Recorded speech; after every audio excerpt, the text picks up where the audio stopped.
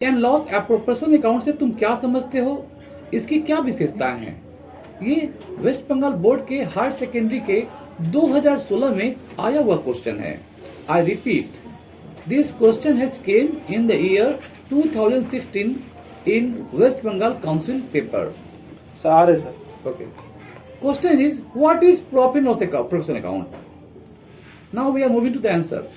At the end of each accounting year, it is necessary for a partnership firm to calculate its profit or loss. प्रत्येक accounting year के अंत में, accounting year का मतलब होता है वह ईयर जो 1 अप्रैल से शुरू होता है और 31 मार्च को खत्म होता है।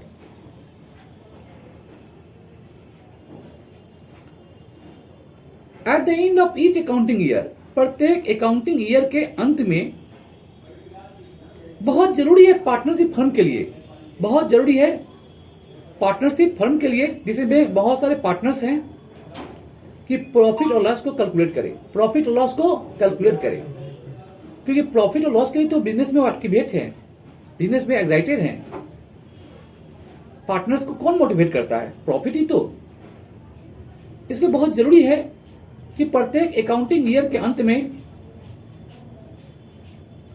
प्रत्येक पार्टनरशिप फर्म कैलकुलेट करे अपना प्रॉफिट या लॉस। प्रॉफिट भी हो सकता है, लॉस भी हो सकता है। दिस प्रॉफिट और loss is then distributed among the partners as per terms and condition of the partnership deed. जो प्रॉफिट और लॉस आ जाता है वो तो हम लोग प्रॉफिट लॉस अकाउंट से आता है। तो प्रॉफिट और लॉस आने के बाद उस प्रॉफिट और लॉस को डिस्ट्रीब्यूट करना पड़ता है पार्टनर्स में। उस प्रॉफिट और लॉस को डिस्ट्रीब्यूट करता है, उस प्रॉफिट और लॉस को डिस्ट्रीब्यूट करना पड़ता है, बांटना पड़ता है पार्टनर्स के बीच। लेकिन इसके पीछे जो पार्टनरशिप एक्ट का प्रोविजन है, उसके नियम के जो पार्टनरशिप डीड है, पार्टनरशिप एग्रीमेंट या डीड ऑलमोस्ट एक ही चीज होता है। तो पार्टनरशिप डीड का जो कंडीशंस है, जो टर्म्स है, उसको हम लोग ध्यान रखेंगे। मतलब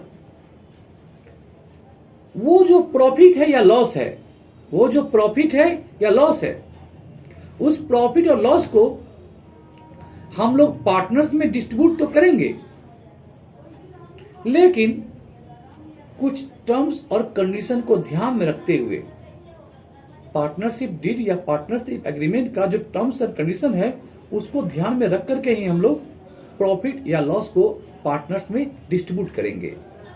मसलन फॉर एग्जांपल, पार्टनरशिप डीड में मेंशन किया हुआ है कि इंटरेस्ट ऑन लोन 5% मिलेगा, तो पार्टनर्स एलिजिबल है, उनको 5% इंटरेस्ट ऑन लोन मिलेगा। यदि पार्टनरशिप में मेंशन किया हुआ है कि इंटरेस्ट ऑन लोन मिलेगा 5% या 6% या 8% किसी पार्टनर को, जो पार्टनर अपना पैसा देगा लोन के रूप में बिजनेस को, पार्टनरशिप फर्म को, तो उसे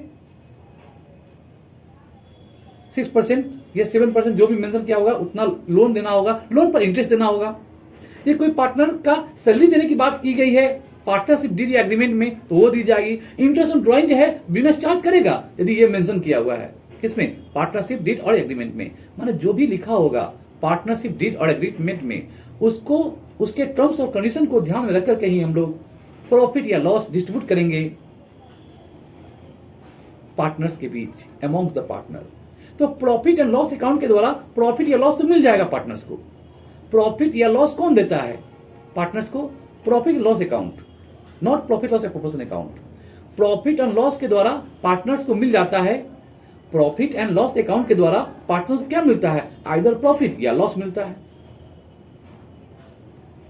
उस प्रॉफिट को लेकर के जो पीएल के द्वारा मिला है पार्टनर्स को, उसमें से और भी टर्म्स कंडीशन को हम लोग क्या करते हैं? एडजस्ट करते हैं। जैसे बता ना, उस प्रॉफिट से हम लोग बहुत सा टर्म्स और कंडीशन को एडजस्ट करके तब डिस्ट्रीब्यूट करते हैं पार्टनर्स में उस प्रॉफिट के हिस्से को। वो टर्म्स और कंडीशन पार्टनरशिप डीड में मेंशन किया रहता है, जिसकी अभी भी बात किया, जैसे कि salary to the partners, bonus to the partners, interest on the partners loan, interest on the capital, interest on drawing, ये सब कुछ ऐड लेस करते हैं। उसके बाद आता है हमारा, तो ये सब कहाँ बनाया जाता है? ये सब एडजस्टमेंट है, उसको हम लोग profit and loss appropriation account में करते हैं। ठीक है। दिस डिस्ट्रीब्यूशन लिखा हुआ है, this distribution process normally known as appropriation of profit loss. यही जो डिस्ट्रीब्यूशन होता है प्रॉफिट या लॉस को अमॉन्ग्स द पार्टनर, इसी को हम लोग बोलते हैं प्रॉफिट, एप्रोप्रिएशन ऑफ प्रॉफिट और लॉस। इसको बोलते हैं हम लोग एप्रोप्रिएशन ऑफ प्रॉफिट और लॉस। प्रॉफिट हो या लॉस हो, उसको एप्रोप्रिएशन इसी को कहते हैं। अब है इस क्वेश्चन का सेकंड पार्ट, व्हाट अभी हम लोग पढ़ाए समझाए meaning of profit and loss appropriation account. अब हम लोग डिस्कस करने जा रहे हैं features of profit and loss appropriation account. Profit and loss appropriation account का क्या विशेषता है, क्या फीचर है? पहला, it is prepare after preparation of final account. Profit and loss account मैं बताया, पहले प्रॉफिट एंड लॉस अकाउंट बनाएगा, उससे कंपनी को उससे प्रॉफिट और लॉस निकल जाएगा, उसके बाद बारी आएगी किसका? पीएल एप्रोप्रिएशन अकाउंट का। पहले क्या होता है? पहले बनता है प्रॉफिट एंड लॉस अकाउंट, पहले प्रॉफिट लॉस अकाउंट बनता है। प्रॉफिट और लॉस अकाउंट बनने के बाद जो प्रॉफिट मिल जाता है या लॉस मिल जाता है, उसको लेकर हम लोग बनाते हैं फिर वापस क्या? Profit and loss appropriation account. समझ में? पहले बनता है प्रॉफिट लॉस अकाउंट, तो वही लिखा हुआ है। पहला विशेषता क्या है? Profit and loss appropriation account prepare करते हैं after preparation of profit loss account. Profit and loss account के प्रिपरेशन के बाद हम लोग प्रॉफिट लॉस एप्रोप्रिएशन अकाउंट बनाते हैं। नंबर दूसरा विशेषता, the transaction between the partners of the firm and the firm are only record in this account. जो फर्म है, पार्टनरशिप फर्म और जो पार्टनर्स है, उन दोनों का ट्रांजेक्शंस को इसमें रिकॉर्ड किया जाता है। पार्टनर्स के ट्रांजेक्शन को भी और फर्म के भी, फर्म मतलब पार्टनर्स का बिजनेस, तो पार्टनर्स का भी रिकॉर्ड किया जाता है ट्रांजेक्शंस। ट्रांजेक्शन माने लेन देन, पार्टनर्स का लेन देन भी और फर्म का लेन देन भी, दोनों का ट्रांजेक्शन आई मीन लेन देन इसी अकाउंट में, I mean profit and loss account में, एप्रोप्रिएशन अकाउंट में इंक्लूड किया जाता है। In short, profit and loss appropriation account includes all transactions of both party, owner that is partners as well as the firm. Partnership firm का भी transaction record करता है ये अकाउंट, और पार्टनर्स का भी ट्रांजेक्शन को रिकॉर्ड करता है।